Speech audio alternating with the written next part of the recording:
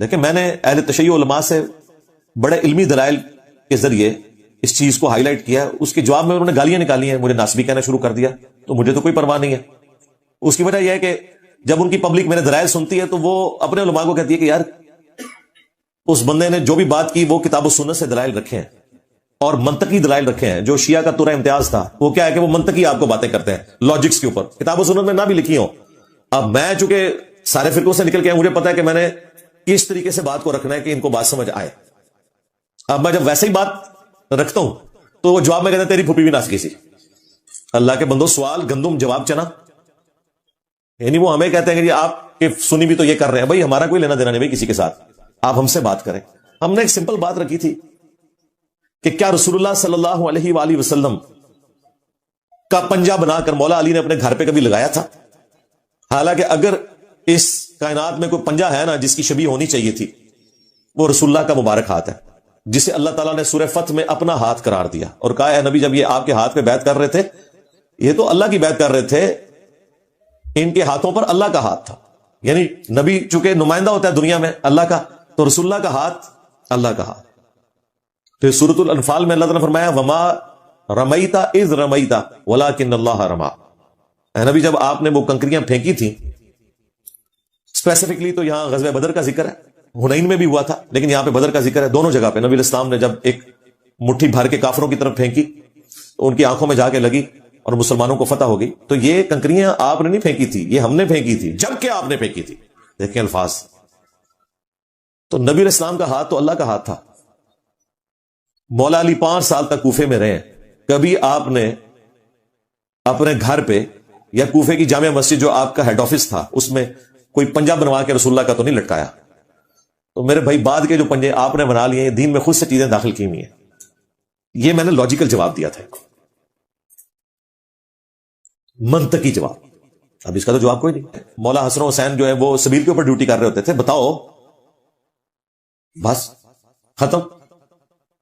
تو یہ میں ان کو اس لیے بات کرتا ہوں کہ دماغ کھولوں کہ جو کام سب سے بڑے عاشقان رسول نے نہیں کیا تو اسی سے شاہی کوئی نہیں۔ جی ویسے کرنی نے دانت توڑ دیے، اللہ کے بندو جھوٹا واقعہ، انہوں نے کہاں سے دانت توڑ دیے؟ اور جن کے سامنے دانت شہید ہوئے مولا علی اور سیدہ فاطمہ، جو بخاری مسلم میں آتا ہے، سالم بن سعد السعدی کہتے ہیں اللہ کی قسم میں جانتا ہوں کہ غزوہ احد کے موقع پر حضور کا زخم کس نے بھرا تھا، آپ کی مرہم پٹی کس نے کی تھی؟ مولا علی علیہ السلام ایک ڈھال کو الٹا کر کے اس میں پانی لے کے آئے، سیدہ فاطمہ اس پانی سے زخم کو دھوتی تھی، اور جب وہ خون نہیں رک رہا تھا تو انہوں نے کاٹن کا ایک کپڑا جلا کے اس کی راکھ حضور کے زخم پہ رکھی تو خون رکا۔ مولا علی نے، سیدہ فاطمہ نے اپنی آنکھوں کے سامنے نبی اسلام کے دانت شہید ہوتے دیکھے، وہ خون دیکھا، اس کی مرہم پٹی کی۔ مولا علی نے اپنے دانت کیوں نہیں توڑے؟ تم یہ بتانا چاہ رہے ہو کہ ویسے کرنی جو ہے وہ مولا علی سے بڑا عاشق رسول ہے؟ یہی مطلب نکلا نا، اور کیا نکلتا ہے؟ پھر آگے کہانیاں بنائی جی کیلا نازل، اللہ دے بندو کیلے کا ذکر قرآن میں موجود ہے، کیلا تو پہلے تھا جائے، کسی سائنٹسٹ کو نہ دسنا، شکر ہے گوروں کو اردو نہیں آتی، تمہیں انگریزی نہیں آتی، کیلا نازل ہے ویسے کرنی ہے۔ پہلے یہ مسئلہ حل کرو، تم نے ویسے کرنی کا مرتبہ حضرت علی سے فاطمہ سے بڑھا دیا۔ یہ جھوٹا واقعہ، جعلی واقعہ، اس کے اوپر پورا ماتم کھڑا کیا ہوا، آگ پہ ماتم، کوئلوں پر ماتم، زنجیر زنی، چھوریاں مارنا، یہ ساری کی ساری بدعات انہوں نے ویسے کرنی سے لی ہے کہ بھی محبت میں آپ دانت بھی توڑ سکتے ہیں، ویسے کرنی نے توڑے تھے، ہم چھریاں بھی مار سکتے ہیں۔ جس بنیاد پہ آپ نے یہ سارا معاملہ کھڑا کیا ہے وہ بنیاد ہی جعلی ہے، اور وہ اتنی گستاخانہ ہے کہ آپ مولا علی کو یہ تانا دے رہے ہو کہ بھائی دیکھو ویس تو چوتھے ملے انہیں دند پان لینے، تسی کو نہیں پننے، تسی ویک کے بھی اللہ دے بندے ہو دند نہیں پننے اپنے۔ اب جب میں اس طریقے سے شیعہ کی پبلک کو ایڈریس کرتا ہوں نا، وہ جا کے شیعہ کے مولویوں کے ان کے ذاکرین کے گاٹے فٹ ہو جاتی ہے کہ واقعی غلط انجینئر تھا، بات تو صحیح ہے، وہ میں دیکھا نا بات تو صحیح ہے، اب بات تو صحیح ہے، جواب کے دے رکھو۔ اگر وہ کہتے ہیں کہ حضرت ویسے کرنی نے کام ٹھیک کیا تھا تو لوگ کہتے ہیں پھر مولا علی نے کیوں نہیں کیتا؟ عشق تے پھر ایسی کہ مولا علی بھی پندے دان، تو کیا ویسے کرنی زیادہ عاشق رسول تھے؟ اب یہ بھی نہیں کہہ سکتے، جائیں کدھر؟ بات ہی چلی ہے۔ پھر کہتے ہیں انجینئر صاحب کی بات ٹھیک ہے، تو دیکھ لو انجینئر صاحب جتنے پہ آ جاندے تھے نا، تو پھر وہ اینڈ رزلٹ یہ نکلتا ہے گالی گلوچ، کوئی علمی دلیل نہیں، کہانیاں۔ اللہ کا شکر ہے جو قرآن کے دعوے دار تھے انہیں میں نے قرآن کے دلائل کے ذریعے بات کیا، جو سنت کے دعوے دار تھے ان کو میں نے احادیث کے ذریعے اللہ کے فضل سے پچھاڑا، اور جو لوگ صرف لاجکس کے اوپر، منطق کے اوپر ادھر ادھر سے مثالیں، الزامی جواب، اینج ہوتا ہے اینج کیوں نہیں ہو گیا، انہوں نے پھر میں اینج اونج کر کے بھی لمحہ پا لیا، دیکھ لو ہے نا.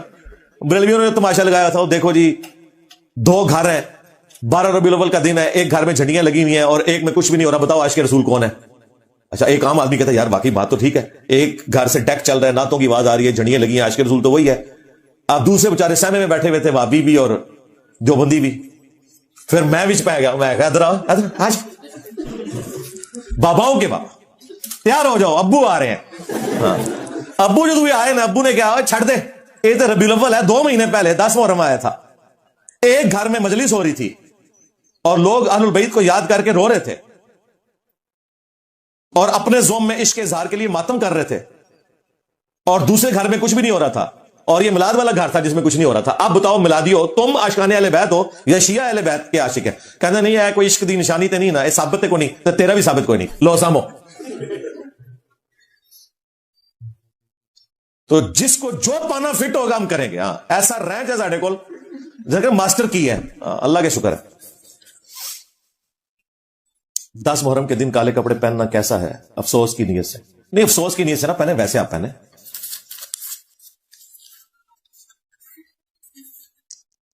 میں سعودی عرب میں ٹرک چلاتا ہوں اور زیادہ لمبے روٹ ہوتے ہیں, تو کیا قصر نماز ہی ادا کرنی ہوگی؟ روم میں ہفتے بعد آتا ہوں. آپ موجے مارے جی, آپ قصر بھی کریں, آپ نماز جمع بھی کریں. میں تو کئی ایک ویڈیوز میں بتا چکا ہوں کہ جو ڈرائیور حضرات ہیں یہ تو بہت خوش نصیب ہیں, ان کو اللہ تعالیٰ نے ایک ایسی آسانی دے دی ہے کہ روزانہ نمازوں کو جمع کریں اور روزانہ قصر نماز پڑھیں. ہمارے یہاں جیلم سے پنڈی جو لوگ جاتے ہیں ڈرائیونگ کرتے ہیں, شام کو واپس آ جاتے ہیں گھر, ٹھیک ہے, پنڈی جائیں آپ, زور اثر کے 2 فرض پڑھیں, جس وقت مرضی پڑھیں, زور کا وقت داخل ہونے سے لے کے مغرب سے 20 منٹ پہلے تک, جب آپ کا دل کرے آپ نمازوں کو جمع کر لیں, 2 فرض زور کے 2 اثر کے. اور راستے میں واپس پہنچتے ہوئے اگر مغرب ہو جاتی ہے اور جیلم کی آپ حدود میں داخل نہیں ہوئے تو راستے میں ہی گاڑی روک کے 3 مغرب کے فرض پڑھیں, 2 عشاء کے پڑھیں. وتر پڑھیں تو اچھی بات ہے, اگر نہیں پڑھنا چاہتے آپ کی اپنی مرضی. اور روزانہ ایسے کریں, چونکہ آپ ایک ہفتے بعد واپس آتے ہیں. 19 دن کے اندر اندر اگر آپ واپس اپنے کمرے میں آ رہے ہیں اور کسی دوسرے شہر میں آپ گئے ہیں تو آپ کی قصر ہی ہوگی. اور ڈرائیور کی تو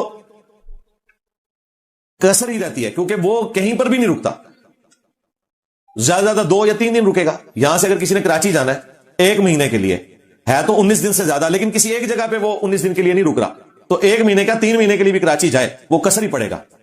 ہو سکتا ہے لاہور وہ رکے 1 ہفتے کے لیے, پھر اگلے کسی شہر 1 ہفتے کے لیے, کسی ایک جگہ کے اوپر جہاں آپ 19 دن کے لیے رکیں گے صرف وہاں پہ نماز پوری ہوگی, باقی جو راستے میں آپ پڑھیں گے وہ قصر ہوگی اور جمع بھی ہوگی. موجہ مارو. کیا فرض نماز کے لیے اقامت کہنا ضروری ہے اگر اکیلے نماز پڑھیں؟ ضروری تو نہیں لیکن افضل ہے, سنت عمل ہے. جتنی دفعہ آپ جماعت کروائیں اقامت کہیں, اکیلا بھی جب نماز کوئی پڑھے فرض تو اقامت کہہ لیں اور جماعت کی طرح نماز پڑھیں. اگر کوئی شخص جماعت سے رہ گیا, اسے جماعت نہیں مل رہی, کوئی اور بھائی بھی نہیں, تو اکیلا جماعت کروا لے. سورۃ نساء میں حدیث ہے, تیرے رب کو اس گڈریے پہ بڑا پیار آتا ہے جو پہاڑ کی چوٹی پر اکیلا اذان اور اقامت کہہ کر جماعت قائم کرتا ہے. اکیلا بھی جماعت. اب جو لوگ پہاڑ کی چوٹیوں پہ اپنے ریوڑ لے کے گئے ہوئے ہیں, اس طریقے سے مویشی چرانے والے جو لوگ ہیں, ظاہر ہے وہ تو مسجد میں نماز نہیں پڑھ سکتے, انہوں نے تو وہیں نماز پڑھنی ہے, ان کی تو روزانہ پھر جماعت رہ جائے گی, تو وہ اکیلے جماعت قائم کریں گے. اس کا طریقہ یہ ہے کہ جس طرح امام نماز پڑھتا ہے اس طرح آپ نماز پڑھیں گے. اذان بھی کہیں, گھر میں تو اذان کی ضرورت نہیں, یا تو مسجد میں اذان ہو رہی ہے, گھر میں صرف اقامت کہہ لیں, اقامت کہیں, اس کے بعد اللہ اکبر اونچی آواز سے کہہ کے نماز شروع کریں. جس طرح امام نماز پڑھاتے ہوئے قرات کرتا ہے اونچی آواز میں, مغرب عشاء اور فجر میں آپ بھی اونچی کریں, اور زور اثر میں آہستہ کریں, اور تکبیر جو انتقال ہے ایک رکن سے دوسرے میں منتقل ہونے والی, وہ اونچی آواز سے اس طریقے سے پڑھیں تو آپ کو ثواب ملے گا. حضرت عیسیٰ علیہ السلام کا نزول کب تک متوقع ہے؟ یہ سائل الدین صاحب سے پوچھیں یا ان سے پوچھیں, وہ ہمارے جو اوریا مقبول جان صاحب ہیں. ڈاکٹر سرار صاحب زندہ ہوتے تو تیسرا نام میں ان کا لیتا. یہ سب لوگ بےچارے پوری کوشش کر رہے ہیں کسی طریقے سے دجال کو نکال لیں, امام مہدی کو بلا لیں, حضرت عیسیٰ علیہ السلام سے کوئی رابطہ ان کا ہو جائے. تو اس قسم کی پیش گوئیاں میں نہیں کرتا. میں آپ کو صرف اتنا بتاؤں گا جتنا قرآن و سنت میں آیا. جب تک وہ ہو نہیں جاتا ہم وثوق سے بتا نہیں سکتے, یہ ذہن میں رکھیے گا. اس طرح کے اٹکل پچو جو لوگ چلا رہے ہیں وہ شروع سے چلا رہے ہیں. میں آپ کو بتاؤں یہ کوئی آج کے لوگوں کا مسئلہ نہیں ہے.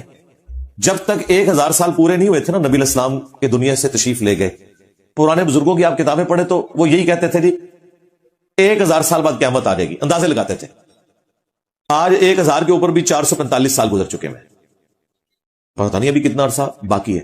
اس قسم کی تباہ آزمائی کرنا, خود سے رزلٹ نکالنا, کوئی ڈیٹس بتانا. اعلیٰ حضرت نے بھی امام مہدی